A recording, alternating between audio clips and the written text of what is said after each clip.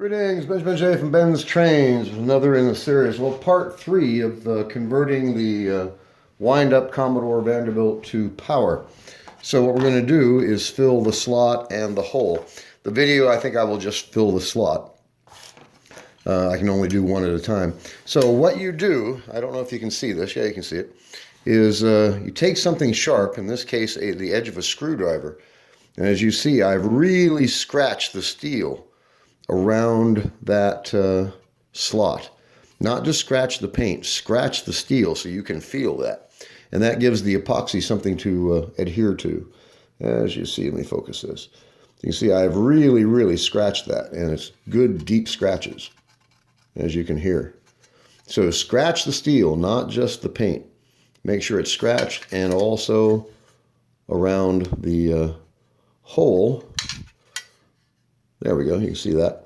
And again, scratch it really deep, not just the paint, scratch the steel. All right, so for now we're going to set that aside. This is what we're going to use. WELD steel stick. Now you can't dick around with this stuff. It cures in 5 minutes.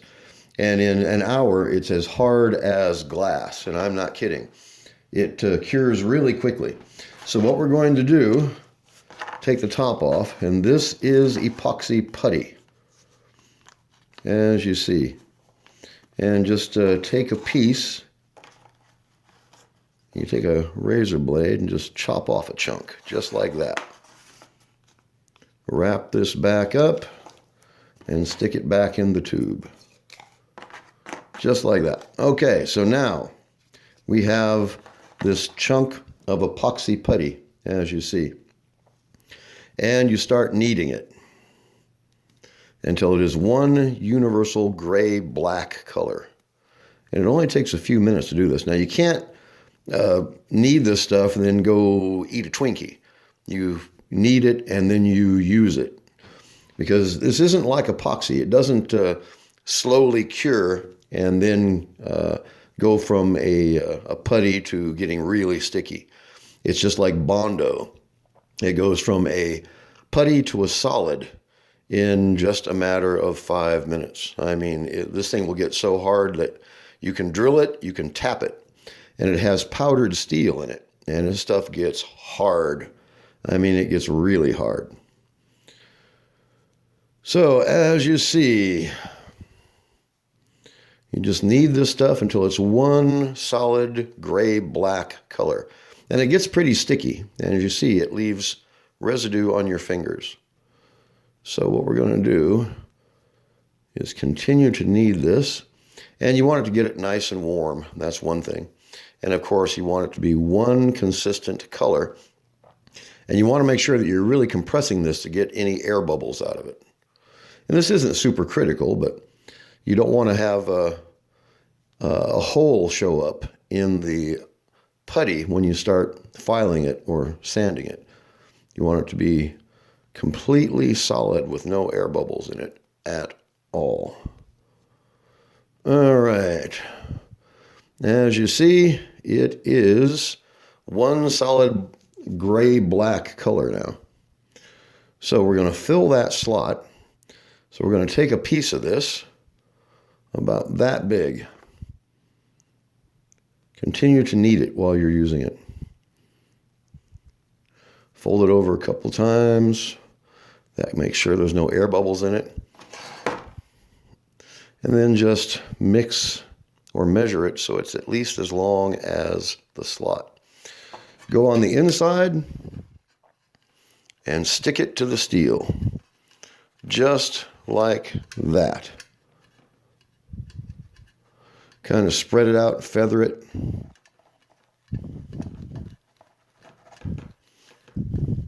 And it's not super pretty on the inside, but you see how I'm getting it spread out now? And then you go to the outside, and you can see it's sticking up through the slot. Now you want to lick your finger and then just push down on this so it expands enough to actually overfill that slot. And try to get it as thin as you can now.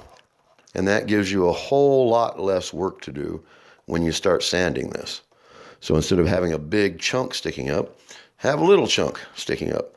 Continue to push it up from the inside and form it just like that.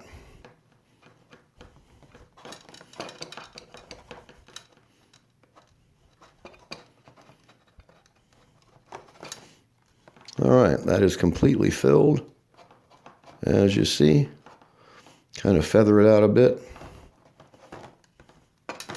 And that's fairly low, so we don't have to spend 20 minutes filing this. And I'm licking my finger as I do this to spread this out. You want to make sure that it's above flush all the way across.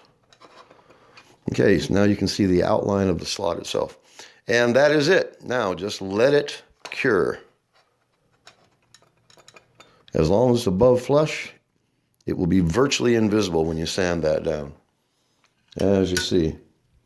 So like I said, it's not super pretty on the inside, but you're not going to see the inside. There's really no way to make this look nice on the inside. So we filled the slot, and in the meantime, now you see, this is already solid, and it is really hot. And in another 5 minutes, it'll be absolutely rock solid. I mean, it'll sound like a piece of metal. It's already hard. It's amazing stuff. It really is. Now, within an hour, you can drill a hole through that and tap it. And it'll tap just like a piece of steel. So anyway, that is basically it. Now, I can't do anything else tonight. This has to set for at least an hour. It's already 12:30. And I'll just pick this up very likely tomorrow. So I will fill this hole. You do it exactly the same way, just like filling the slot.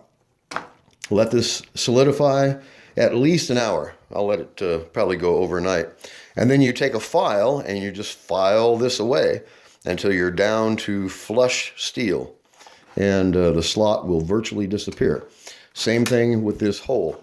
You'll fill the hole from this side coming out, push it down a bit. See how my finger's sticking up through there like a bump? Do exactly the same thing with the putty and just smash it around the edges. Make sure it's above flush all the way around. Let it solidify or cure. Take a file, file it down flush, file this down flush, and you may have to reshape it. Like I said, when they punch the hole, it actually changes the radius of the steel itself. So we'll get this file down, and then when you primer this, that will be virtually invisible. So as you see, we're well on our way to converting this from a wind-up to a standard Commodore Vanderbilt. You can see all the rust on it. This was very likely rusted like this when they originally painted it. So it's a interesting process when they made these old locomotives. Like I said, they hot dipped them in asphaltum, and it's an old paint technique. Edison phonographs and Victrola machines were painted exactly the same way. And it hides all the imperfections. So all we do now is let this cure, and it'll take at least an hour. I'm going to give it the rest of the night. We take a file, we file it down, sand it, get it absolutely smooth, put a coat of primer or 2 coats of primer on it, whatever it fills, whatever it's going to take to fill the problems in the steel shell itself. That asphaltum was thick and hot, and they dipped them, and it hid all the imperfections in the steel stamping itself. So in any case, that is how you fill the slot. It's really simple, and like I said, this stuff is hard, as you can hear, and it's only been a few minutes. So by tomorrow, you can, like I said, you can drill a hole through this and tap it. It'll be hard as a piece of steel. So we'll let that set for at least an hour. I'm going to let it set overnight. I will go ahead and fill this one very likely. And tomorrow we can face this off, and as you've seen, in just a few minutes, you can strip the paint, you can fill the slot, and in a matter of just a few hours, you can have this thing up, running, repainted with a motor in it, and you have an electric Commodore Vanderbilt. So Tomorrow I will do part 4 in the series. We'll start filing these down, make it look nice. Part 5 will be the primer. We'll paint it, we'll reassemble it. This will be ready to go. I do have to paint my finials, so I'll show you that as well. So it's really simple to do this. It's a bit time consuming, but as you see, it's not difficult. I mean, basically a child can do this. It just depends on how much energy you want to put into it. Is it worth it? Well, you'll get a custom Commodore Vanderbilt where you started with an old wind-up.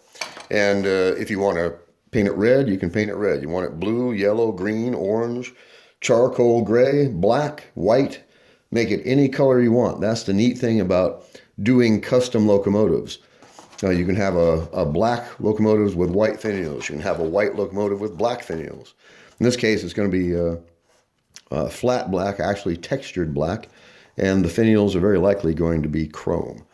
We will see. You can do the entire thing in black. The nice thing about black is it hides every problem in the steel, especially textured paint. And you can have a real junker that is just absolutely covered in pitting from rust and save it. Anyway, it's really simple as you see. It only takes a minute. Steel stick by JB Weld. I swear by this stuff. It works really, really well. It's just like working with Bondo. The thing is, you can't dick around with it. You got to use it when you mix it. You saw how quickly that stuff cured. It only takes a minute.